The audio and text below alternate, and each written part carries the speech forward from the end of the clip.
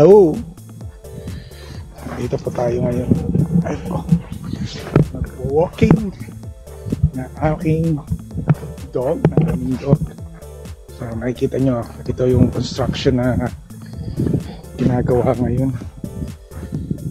So sa likod bahay lang po namin to.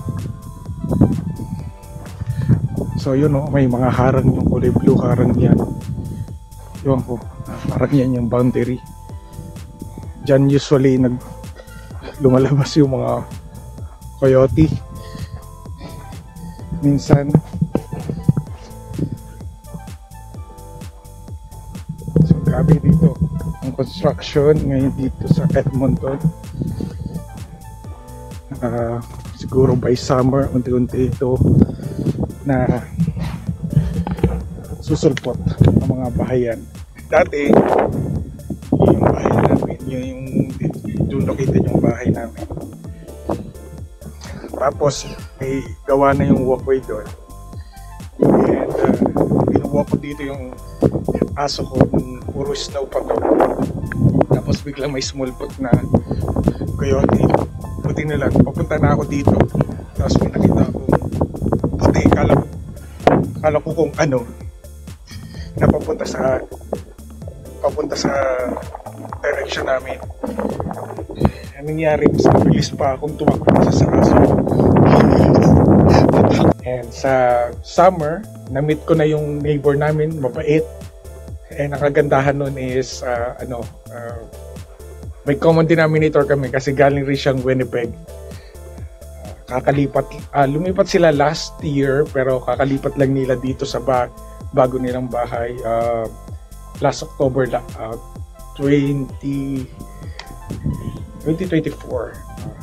Isang taon muna silang nag-stay apartment, then nakita nga nila itong sabi nga nila is konti pala yung bahay nung lumipat sila until na unti-unti nagsulputan na yung mga bahayan. Ayun. Pero marami na rin dito nagbabike, start nang naglabasan na yung mga tao. Yun nga lang talaga, kanina lang umulan, tapos sumigil na naman, tapos medyo windy, medyo may kalamigan, kaya medyo hindi masyadong 2 days, 3 days ago na ang init. Grabe, ang daming mga bata dito. Isa ito malapit lang ito sa bahay namin, sa parang mini park, something. Dito, marami rin dito naglalaro mga bata. And then, lakad ka lang mga few minutes, school na yon. Tapos may malaking park rin doon. Depende, mga bata, sila lang yung nagbabike pupunta sa park, or pwede sila dito. Ang asawa ko, pag gusto niyang matanggal yung pressure ng pag-aaral niya, nagbabike silang mag-iina habang nagtatrabaho ko, kasi nga 12 hours yung pasok ko, 7 a.m. to 7 p.m. So, ayun. So, bukas pasok na ulit ako, isang araw lang, tapos off na ulit ng 4 days. Kasi medyo ipit yung holiday. Dapat may overtime ko, pero pinakancel ng company. So every day off ko, nagpapunti-unti ako ng project sa bahay. Siguro may mga kulang lang akong idadagdag na ako, mga surveillance camera sa labas, mga 2 pa. Meron ako sa garahe. Lagay na ako ng doorbell camera. So yung isa o 2 na idadagdag ko sa labas.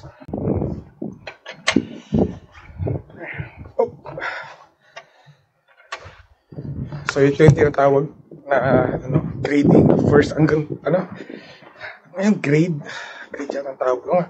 Ito yung kapitbahay namin. So patapos na rin to, siguro after few weeks or few months gawa na rin to. So ito yung grade, kailangan mapantay siya. Tapos yan yung mga lupa, dapat pantay siya, papantayin yan lahat. Kasi hindi ka pwedeng pag nag-umpisa ka ng project, magiging useless siya. Kasi kailangan kasi ma-approve siya ng city of municipality. Oops. Ay. Magulo, pasensya na, magulong ating at malipit tong aso. Punta kayo.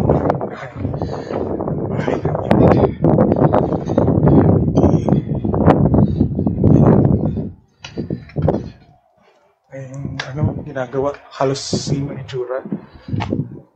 Yan yung mga duplex. Yan, marami pa rin project dito. So, maraming halos kasabayan namin lahat yung mga wait. So, ito yung aking video doorbell. Tapos, yan, security camera. Nakabukas pala. Ito na yung aming, so ito nabanggit ko, ito yung painting na binili namin. So, puro soak ako lagi. So, nakikita nyo, bigyan ko ng acoustic wall panels. Ayan ang itsura. Ayan, nalagyan namin. Binili ko to sa HomeSense. Binili namin ito sa HomeSense. Kagandahan kasi yung mga painting sa HomeSense, hindi siya laging hindi redundant. So, iba't ibang style every week. Lumalabas yung iba't ibang design ng painting. So, ito nagustuhan namin. So, pinili namin yung pinakamalaki para makapture yung whole wall. Kasi kung maliit lang siya, magiging useless kasi yung painting, magmumukha siyang maliit. Kasi malaki yung wall namin. So kapag maliit siya, parang hindi niya ma-maximize yung laki ng wall. So ito, wala akong nilagay para maging pantay siya dito sa kabila. Ayan. Pinantay lang. So, gaya ng binanggit ko, minimalist, wala kaming nilagay na fire. Ano nga dun? Yung parang, I forgot. Yung fire, I forgot walang TV. Hindi ka namin naglagay ng TV. Dalawang upuan at tatlong upuan, may sofa. At yung favorite place ng asawa ko. And then sa dining, ganito rin yung ginawa ko. Nilagyan ko ng acoustic wall panels. Yan. So ganun lang siya para kasi nung una dalawang lang siya wall, dalawang mirror lang siya, sobrang parang ang boring ng space, boring ng wall. So nilagyan ko siya para magmukha siyang na maximize yung space ng wall. So gaya ng dito, ito hindi ko nilagay ng design tong gilid na to para pumantay dito. So ganun lang yan. Tapos bumili na rin kami ng bar stool kasi dito kumakain yung mga anak ko pag breakfast. Magulo pa ngayon kasi katatapos nila lang kumain ng tanghalian after na nag-swimming kami. Tapos ito yung entryway. Ayan. Ito yung entryway. So may mga idadagdag pa ako dito. So bakit magkakaiba siya dito? Kasi itong mirror nito is black, yung accent niya. So ang pinili ko is may medyo dark at black na para bumagay siya sa mirror. Tapos may ilalagay pa akong siguro mga konti lang may ilalagay ko pa dito para gumanda yung entryway niya. So okay na naman siya, pero lalagyan ko lang ng konting kaik-ikan dito. So yan yung yung entryway namin. Yan. Kasi ito going to basement na siya. Tapos ito going to mudroom. Tapos going to basement. Tapos ito going walk through siya sa pantry. Going to dining and kitchen. Tapos ito yung gamit namin lagay ng mga jackets during winter. Ayan. Tapos ito pa, nilagyan ko ng wall. Nilagyan ko ng painting rin. So very challenging to kasi medyo mataas to I think more than Basta mataas to. Eh yung binili kong hagdanan, medyo maikli siya, hindi siya na-extend. So nagkamali ako ng bili. Eh nabili ko na siya nung lumipat kami dito. Pero tama lang siya, 2. Actually. Tapos para hindi masayang yung space dito ng wall dito. Tapos wala kaming ilalagay dito kasi parang na-give justice na yung painting.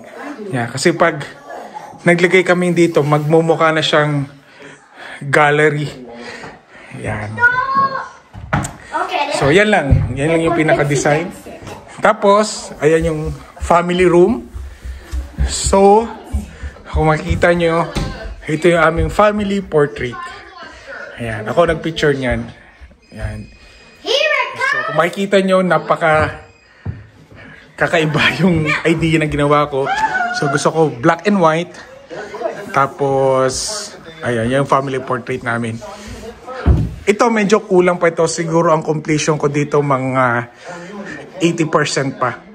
Completion, 80%. So, may magdadagdag lang ako. So, dito, ay because of family room, kung mapapansin nyo dun sa baba, wala kaming family pictures, walang mga picture, mga normal na nakikita ninyo. Kasi dito ko ilalagay lahat sa family room or entertainment room or tinatawag na loft. So dito, lahat dito nanonood ng TV, games. Yan, kung nakikita niyo yung anak ko. So dito may mga idadagdag ako sa magkabila nito. Konting-konti lang. Ayan. So, kulang pa ito. Pero dito yung mga idea namin. Kasi parang dito more in for mga bisita, formal, minimalist. Dito naman minimalist pa rin pero hindi ko masyadong dadamihan. Wala ko ilalagay na furniture pero may mga i-design lang ako sa mga wall. Ayan. Ayan. Ito yung taas. Baba naman tayo. Nakita nyo, ayan. Sinimpla lang namin siya. So yun po yung aming minimalist na bahay. Excited kami sa mga darating pang mga araw. Pag medyo bumalik na uli yung init ng panahon. Siguro yun yung may mga naiisip pa ako mga gagawin, most especially sa taas, pero konti na lang yun, napaka-konti na lang. Bala ko parang nag-iisip ako lagyan ng painting pero parang over na. So I think yung malaking painting dito is enough, tapos yung painting is going sa stairs, going pababa, is enough na yun para for the paints. Siguro maglalagay kami ng plant, but artificial plant siya. Artificial peking plant. The reason is